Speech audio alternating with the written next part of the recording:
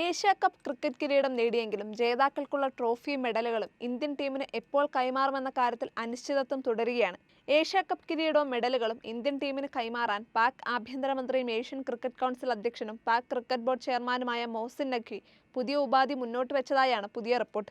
Asia cup ഫൈനലിന് ശേഷം നഖ്വിയിൽ നിന്നും trophy ഏറ്റുവാങ്ങുന്നില്ലെന്ന് Indian team നിലപാടെടുത്തതിനെ തുടർന്നാണ് ജേതാക്കളായ ഇന്ത്യക്ക് ട്രോഫി സമ്മാനിക്കാതിരുന്നത്. ഒരു സ്വകാര്യ ചടങ്ങ് സംഘടിപ്പിച്ചാൽ മാത്രമേ സൂര്യകുമാർ യാദവിനും സംഘത്തിനും മെഡലുകൾ ലഭിക്കുമെന്നും അവിടെ വെച്ച് ട്രോഫിയും മെഡലുകളും കൈമാറാൻ തയ്യാറാണെന്നും അത് താൻ തന്നെയാകും കൈമാറുക എന്നും നഖ്വി ഏഷ്യൻ ക്രിക്കറ്റ് കൗൺസിലിനെ അറിയിച്ചുവെന്നാണ് റിപ്പോർട്ട്. എന്നാൽ നിലവിലെ സാഹചര്യത്തിൽ പാക് ആഭ്യന്തരമന്ത്രി കൂടിയായ മോഹ്സിൻ നഖ്വിയിൽ നിന്നും സ്വകാര്യ ചടങ്ങിൽ പോലും കിരീടം ഏറ്റുവാങ്ങാൻ ഇന്ത്യൻ ടീമോ BCCI പ്രതിനിധികളോ തയ്യാറാവില്ല എന്ന് ഉറപ്പാണ്. ഇതോടെ ഏഷ്യാ കപ്പ് കിരീടം എപ്പോൾ BCCI ആസ്ഥാനത്ത് എത്തുമെന്ന കാര്യത്തിൽ അനിശ്ചിതത്വം നീളുമെന്നും ഉറപ്പായി.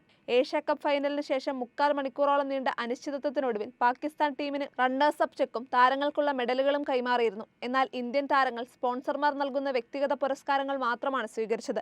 നഖ്വിയിൽ നിന്ന് കിരീടം ഏറ്റുവാങ്ങില്ലെന്ന നിലപാടിൽ ഇന്ത്യൻ താരങ്ങൾ ഉറച്ചുനിന്നതോടെ നഖ്വി സ്റ്റേഡിയം വിട്ടുപോയപ്പോൾ കൂടെയുള്ളവർ ഏഷ്യാ കപ്പ് ട്രോഫിയും മെഡലുകളും കൊണ്ടുപോവുകയും ചെയ്തു. ഇതിനുശേഷം ട്രോഫി ഇല്ലാതെയാണ് ഇന്ത്യൻ താരങ്ങൾ കിരീട നേട്ടം ആഘോഷിച്ചത്. ഞായറാഴ്ച രാത്രി നടന്ന ഫൈനലിൽ പാകിസ്ഥാനെ തോൽപ്പിച്ച് ടൂർണമെന്റിലെ 9ാം കിരീടമാണ് ഇന്ത്യ നേടിയത്.